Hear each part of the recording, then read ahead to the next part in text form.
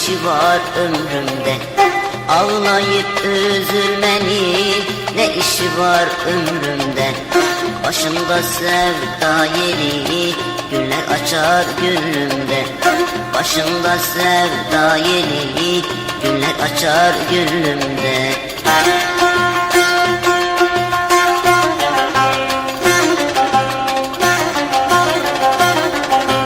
Oymalı yavrum oymalı, elmayı nazik soymalı.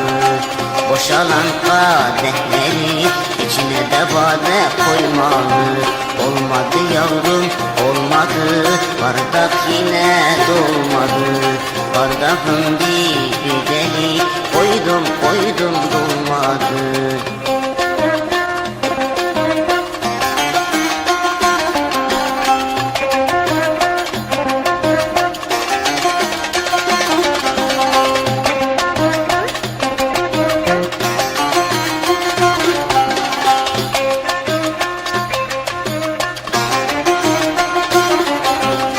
Altın saat kolunda, zinciri de boynunda. Altın saat kolunda, zinciri de boynunda. Kostak kostak yürüyor hovardalık yolunda. Kostak kostak yürüyor hovardalık yolunda.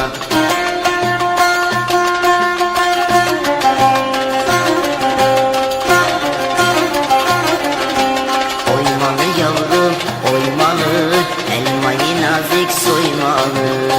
Boşalan kadehleri içine de bade koymalı. Olmadı yavrum olmadı, bardak yine dolmadı.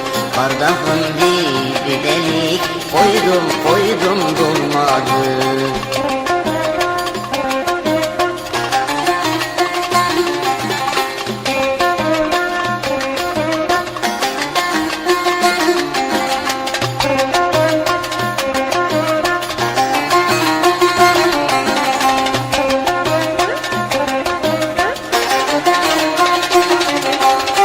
Saçımı taramadım, bir şey yaramadım. Saçımı taramadım, bir şey yaramadım. Yarı ince belinden tutun da saramadım. Yarı ince belinden tutun da saramadım.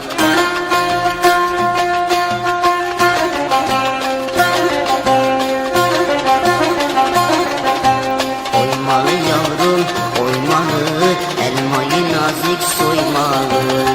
Boşalan kadehleri içine de bade koymalı.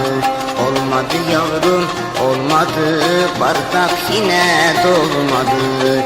Bardağın dibi delik, koydum koydum dolmadı.